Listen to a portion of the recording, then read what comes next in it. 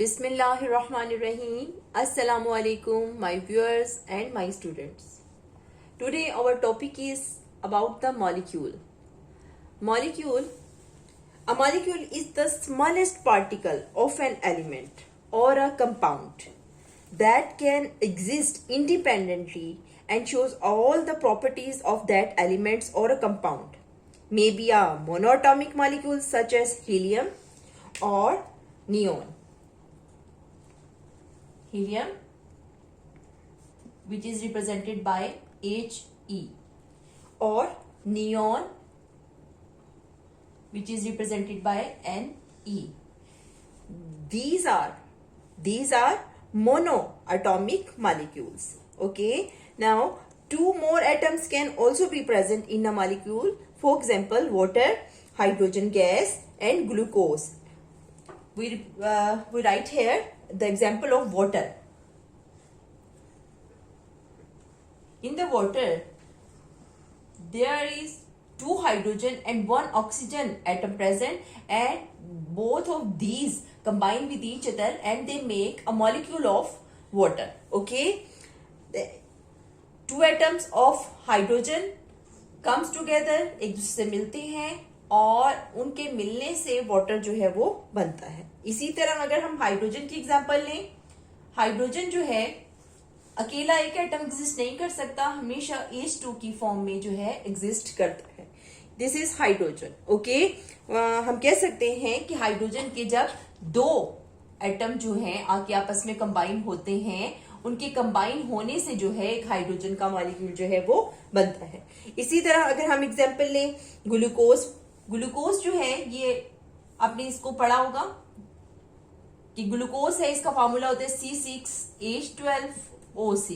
यानी इसका मतलब क्या है कि ग्लूकोज के अंदर 6 कार्बन एटम, 12 हाइड्रोजन एटम और 6 जो है ऑक्सीजन एटम कंबाइन होते हैं तो एक मॉलिक्यूल ग्लूकोज का जो है बनता है. यानी कि एक एक मॉलिक्यूल है सबका. ये हीलियम का जो कि मोनोटॉमिक है और नियॉन भी मोनोटॉमिक, यानी ये एक ही इनके अंदर जो है एटम से मिलकर इनका मॉलिक्यूल कंप्लीट हो जाता है, स्टेबल फॉर्म में होते हैं हीलियम भी और नियॉन भी.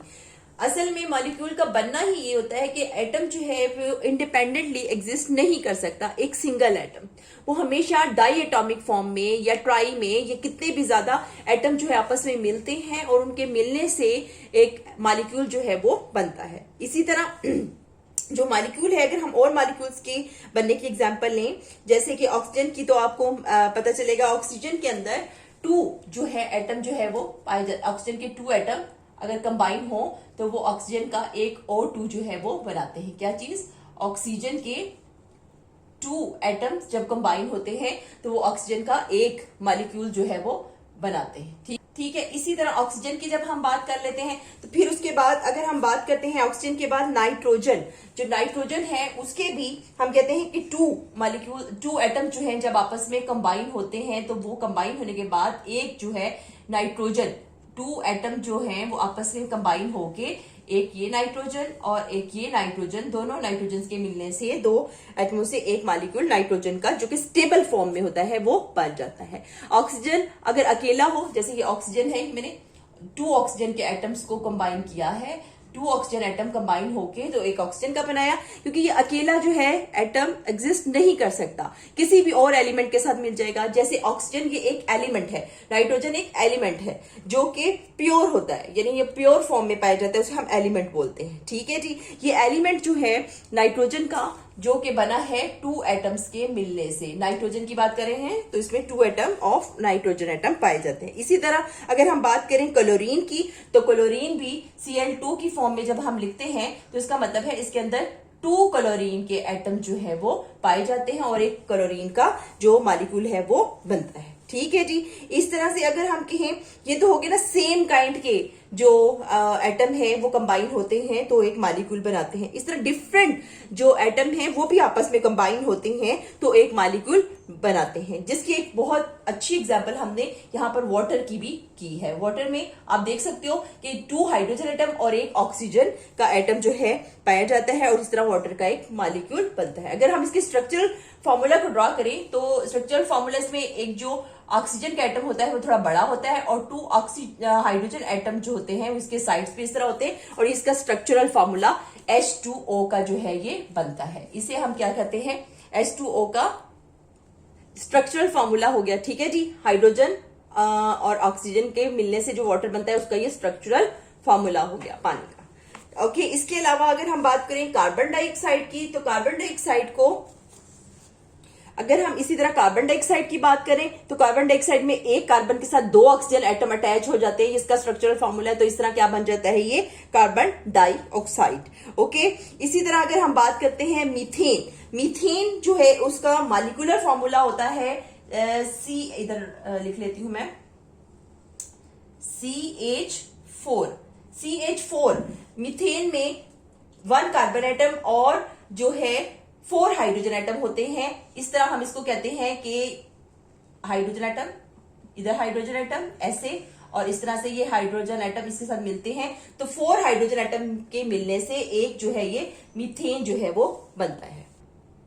ओके, इस तरह से ये मीथेन बन गया। एक कार्बन एटम है इसमें और 4 जो है इसमें हाइड्रोजन एटम है। Atoms of different kinds combine to make a molecule of a compound. इस तरह से जो बनते हैं इनको हम कंपाउंड बोलते हैं। जैसे कि वाटर ये कंपाउंड है, कार्बन डाइऑक्साइड कंपाउंड है और मीथेन भी एक कंपाउंड है।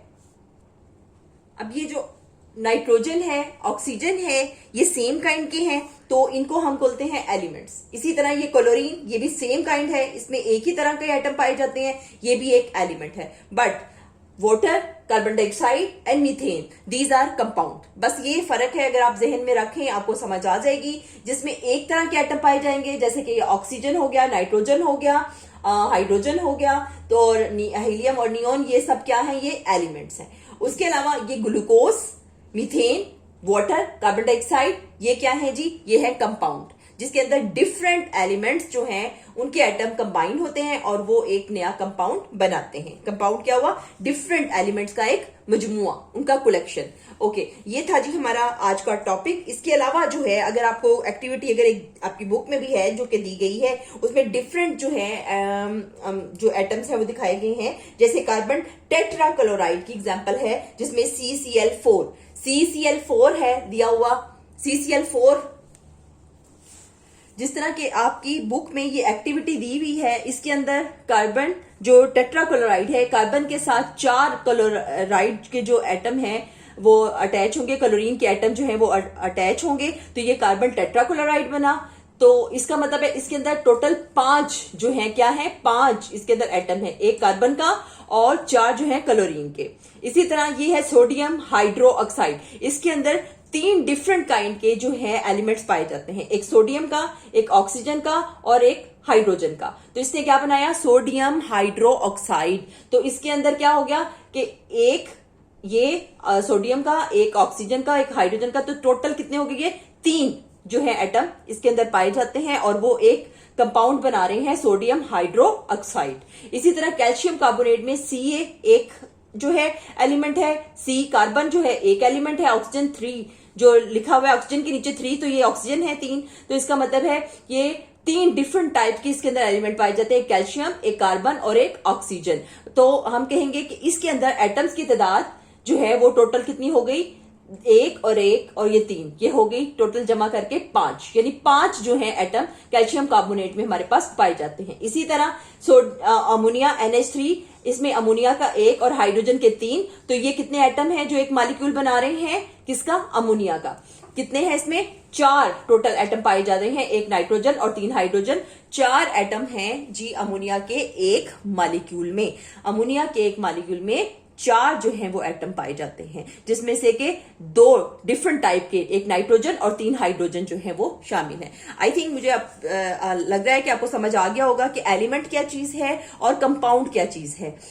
एलिमेंट कंपाउंड का आपको फर्क पता होना चाहिए कि जो सिंगल एक जैसे, पीछे फिर बता देती हूँ आपको, जो एक जैसे एटम से मिलकर जो है चीज बनती है उसको हम बोलते हैं एलिमेंट। जैसे ऑक्सीजन के 2 एक जैसे एटम मिलकर बना रहे हैं, ये एलिमेंट है। इसी तरह नाइट्रोजन का ये एक एलिमेंट है, या ये एलिमेंट भी है, ये element is a pure form of a matter, ये प्योर फॉर्म है इसके अलावा इसको हम इस एलिमेंट का एक मॉलिक्यूल भी बोलेंगे। जब मैंने इसको 2 एटम मिलके एक ऑक्सीजन बनाया तो ये उसका एक ऑक्सीजन का एक मॉलिक्यूल भी है, ठीक है जी।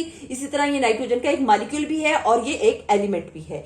अगर हम इधर एग्जांपल दें कार्बन डाइऑक्साइड की, तो फिर आपको ये बता देती हूँ कि इसमें एक कार्बन 2 ऑक्सीजन यानी टोटल 3 एटम पाए जाते हैं, जिसमें के एक कार्बन है और 2 जो है वो ऑक्सीजन के हैं। तो ये क्या हुआ, ये इसका एक मॉलिक्यूल है, but this is a compound, ये एक कंपाउंड है, ठीक है जी। जैसे ये एक एलिमेंट है, ये एक कंपाउंड है, क्योंकि इसमें डिफरेंट 2 एटम्स जो हैं वो मिलकर बने हैं, इसलिए इसको हम कंपाउंड कहेंगे। वाटर भी एक कंपाउंड है। आई थिंक आपको समझ आ गया होगा ये टॉपिक, और इसकी एक्टिविटी की वो मैंने एग्जांपल दे दी है, इसको अपनी बुक में देखिएगा। और अगर आपको मेरी वीडियो पसंद आई है तो प्लीज एक थम्स अप लाइक जरूर किया कीजिए। अल्लाह हाफिज।